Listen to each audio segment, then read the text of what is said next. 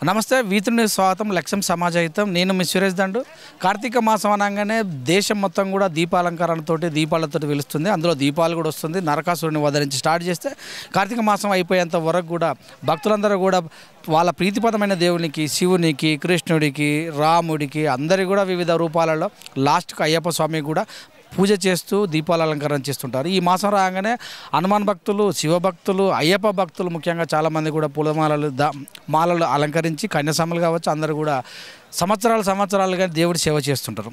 ప్రస్తుతం మనతోటి అశోక్ గురుస్వామి గారు ప్రస్తుతం మనతో మణికంఠ సన్నిధానం మణికంఠ భక్త సమాజ మండలి ప్రస్తుతం మనతోటి ఉన్నారు భజన మండలి. ఈరోజు మరి ఏదైతే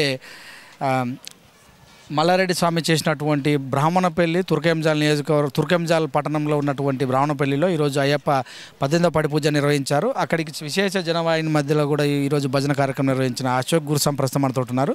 నమస్తే అండి. స్వామి శరణమయ్యప్ప. ఎన్ని సంవత్సరాల నుంచి చేస్తున్నారు? గత 33 సంవత్సరాలుగా మాలధారణ చేస్తున్నాను స్వామి. నేను 1990లో మొదటిసారి మాలధారణ చేశాను. తర్వాత కంటిన్యూగా మాలధారణ చేస్తూనే ఉన్నాను. 2008లో అది 18వ మహాపడిపూజ మహోత్సవం నిర్వహించాను. రాజు దేశపాండే గురుస్వామి చౌదరి గురుస్వామి వీరి చేతుల మీదుగా నా యొక్క 18వ మహాపడిపూజ మహోత్సవం నిర్వహించారు. తర్వాత వారి సేవలో గత 33 సంవత్సరాలుగా కార్తీక మాసం వచ్చిందంటే ఎప్పుడెప్పుడైనా ఎదురు చూస్తున్న మాలాధారణ చేయాలనే ఆశతో ఉండి ఆ యొక్క హరిహరపు త్రయప్ప స్వామి నిండు మనసుతో భక్తి కీర్తనలతో భజనలతో నేను ఈ యొక్క నాదర్గుల్ గ్రామంలో శ్రీ మణికంఠ భజన మండలి మణికంఠ సన్నిధానము దాదాపుగా మేము 75 మంది సన్నిధానం ఒకే సన్నిధానంలో 75 మంది స్వాములతో నా శిష్యులతో నేను శబరిమల యాత్ర తీసుకెళ్తాను స్వామి.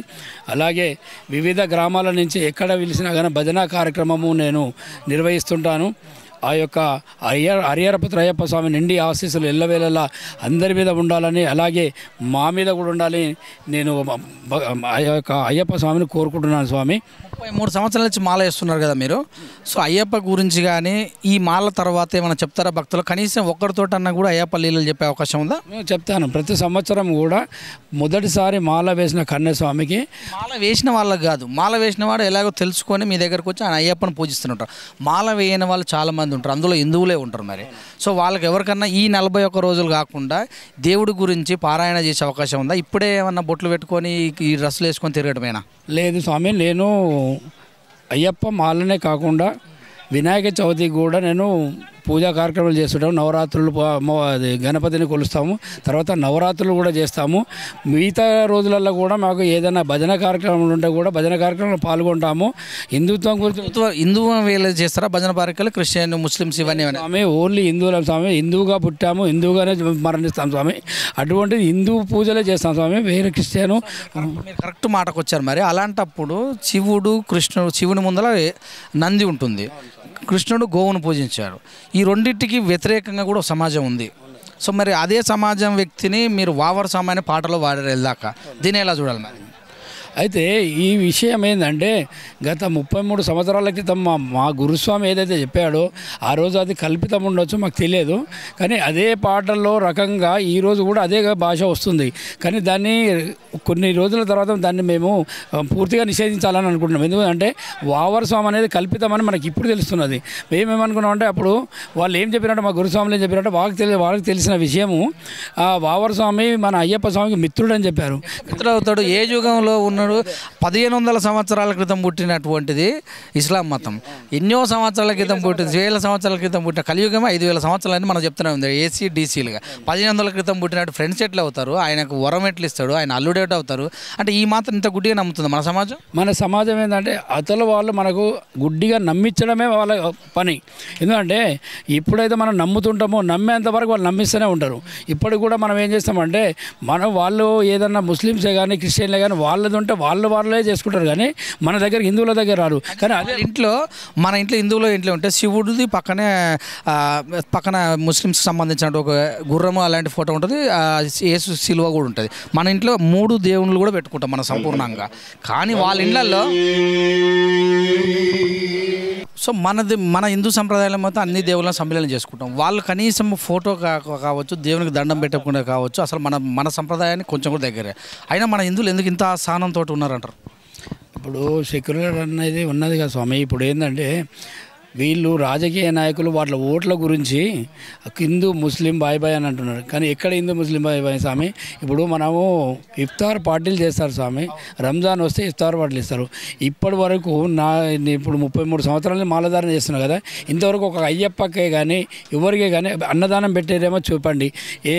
ఏ ప్రభుత్వం వచ్చినా కానీ ఏ నాయకుడు అయినా కానీ ఎంతసేపు చూసినా కానీ వాళ్ళకి ముస్లింలకు సాయం చేయడం తప్ప మన హిందువులకు మాత్రం ఎప్పుడు కూడా సాయం చేసింది లేదు.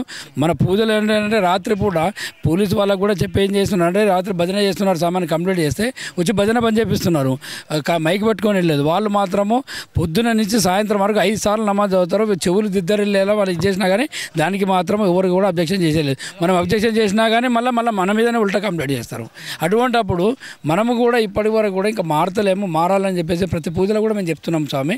అందరూ కూడా ఎందుకంటే మన అయ్యప్ప దీక్షలో ఉన్న ఒక హిందువులం సంఘటితంగా ఉంటే ఏ శక్తి కూడా మనం అడ్డుకోలేదు. ఎందుకంటే భారతదేశంలో 130 కోట్ల జనాభాలో మనం ఉన్నది 90% మనం ఉన్నాం, 10% మాత్రమే వాళ్ళు ఉన్నారు. ఆ 10% వాళ్ళకు మనం భయపడవలసి వస్తుంది. అలా భయపడకుండా మనం కూడా అందరం కూడా ఐకమత్యంగా ఉండి ఈ యొక్క హిందూ ధర్మాన్ని కాపాడాలని చెప్తున్నాను స్వామి. స్వామి ఏ శరణమయ్యప్ప. రామచరణ్ అయ్యప్ప మాల వేసిండు, కానీ దర్గాకు వెళ్ళి బొట్టు తీసేసిండు అంటే అలాంటి వాళ్ళు వేసుకోవడం అవసరం అంటారా? ఇది వాళ్ళు నేను చెప్పాను కదా స్వామి, ఇంతకుముందు చెప్పాను, వీళ్ళకి ఏంటంటే సెలబ్రిటీలు ఏముంటుందంటే వాళ్ళు ఏంటంటే పూటకు ఒక మాట మాట్లాడతారు, అక్కడ పోతే వాళ్ళు దేవుడు అంటారు, టోపీ పెట్టుకుంటారు. ఇంతవరకు ఏ ముస్లిం అయినా కానీ మన హిందూ దేవాలయానికి వచ్చి బొట్టు పెట్టుకున్న సందర్భం చూపెట్టండి, నేను ఏది చేయమంటే అది ముక్కు నేలకు రాస్తాను స్వామి. అటువంటి మన స్వాములు పోయి మన హిందువులు బొట్టు పెట్టుకుంటారు, అడిగిపోయి బొట్టు తీసేసి టోపీ పెట్టుకుంటారు. ఇంతకుముందు కూడా రాజకీయ నాయకులు చాలామంది చూసినాము. రాజకీయ నాయకులు అంటే ఓకే ఓట్లకు, ఇప్పుడు ఈయన అయ్యప్ప మాలలో ఉండి సాక్షాత్ అయ్యప్ప మాలలో ఎప్పటి నుంచో రామ్ చరణ్ అంటే ఎప్పటి నుంచో కూడా అయ్యప్ప మాలలో ఉన్నారు. చిరంజీవి వాళ్ళ నాన్నగారు కూడా వేస్తారు, ఈయన కూడా వేస్తారు. వాళ్ళ బాబాయి అయితే సనాతన ధర్మం గురించి చాలా గొప్పగా మాట్లాడతారు. అలాంటి వ్యక్తి ఆదర్శంగా తీసుకొని ఈయన బొట్టు తీయడం అనేది మేము ఖండించాము స్వామి. ఎందుకంటే ఇలాంటి అయ్యప్ప మాల వేసుకొని బొట్టు తీసేసి దర్గాలకు కూడా మాత్రం చాలా తప్పు స్వామి. మేమైతే దర్గాని ఎప్పుడు నిషేధించాము స్వామి. 6 సంవత్సరాల నుంచి దర్గా నిషేధించాము. ఒకవేళ మేము ఎరిమెల్లి పోయినా కానీ పిల్లలతోటి పేటతో ఆడిపించి ధర్మశాస్త్రం దర్శనం చేసుకొని రిటర్న్ వస్తాం, కానీ దర్గాలకు మాత్రం వెళ్ళట్లేదు స్వామి. భక్తులకు స్వామి ఒకటే సూచన స్వామి, భక్తులకు అందరికీ కూడా శబరిమల అయ్యప్పనే కాదు స్వామి, మనం ఇంత పెద్ద పిలిగ్రామ్ ఉందంటే భారతదేశం మొత్తంలో కూడా శబరిమల అయ్యప్ప తర్వాత వేరే పిలిగ్రామ్ ఏది కూడా లేదు స్వామి. అలాంటి అశేష భక్తజనం వస్తున్నందుకు వాళ్ళ కేరళ ప్రభుత్వము వారి క్రిస్టియన్ ప్రభుత్వం కాబట్టి నానా ఇబ్బందులు పెడుతున్నారు స్వామి. లాస్ట్ ఇయర్ అందరూ కూడా గత సంవత్సరము 15 నుంచి 20 గంటల సమయం పట్టింది. అయితే లాస్ట్ ఇయర్ మేము కూడా శబరిమల యాత్ర చేసినప్పుడు దర్శనం చేసుకొని కింది దిగుతున్న సందర్భంలో అది సన్నిధానం నుంచి పంబ వరకు ఒక స్వామి లేడు స్వామి, లైన్ లేదు ఏం లేదు. పంబాకు వచ్చిన తర్వాత తాళ్ళు కట్టి దగ్గర 1 కిలోమీటర్ మేరకు మొత్తం స్వాములను ఆపేశారు స్వామి. అంటే కావాలని చెప్పేసి బదలాం చేయాలనే ఉద్దేశంతో మన శబరిమల యాత్రలో రష్ ఎక్కువ ఉందన్న ఉద్దేశంతో ఎవరు రాకూడదన్న ఉద్దేశంతో కేరళ ప్రభుత్వం ఆ రకంగా చేస్తుంది స్వామి. మళ్ళీ వచ్చే ఆదాయం కూడా కేరళ ప్రభుత్వానికి సగం ప్రభుత్వం నడిచేది మన శబరిమల అయ్యప్ప స్వామి ఉండితోటే స్వామి. కానీ అది కూడా ఇప్పుడు శబరిమల అయ్యప్ప మనం వెళ్తున్నాం అనుకో, బస్సు ప్రయాణమే కానీ ట్యాక్సీ ప్రయాణం అని ఏదైనా కానీ గవర్నమెంట్కి ఆదాయం, కానీ అటువంటి ఆదాయం వస్తున్నా కానీ వాళ్ళు మనం చిన్న చూపు చూస్తున్నారు స్వామి. అటువంటిది మనం సంఘటితంగా ఉండి మనము వాళ్ళు ఎన్ని ఇబ్బందులు పెట్టినా కానీ శబరిమల యాత్ర మాత్రం మర్చిపోకుండా వెళ్ళాలని నేను అందరికీ సూచిస్తున్నాను స్వామి. స్వామి ఏ శరణమయ్యప్ప.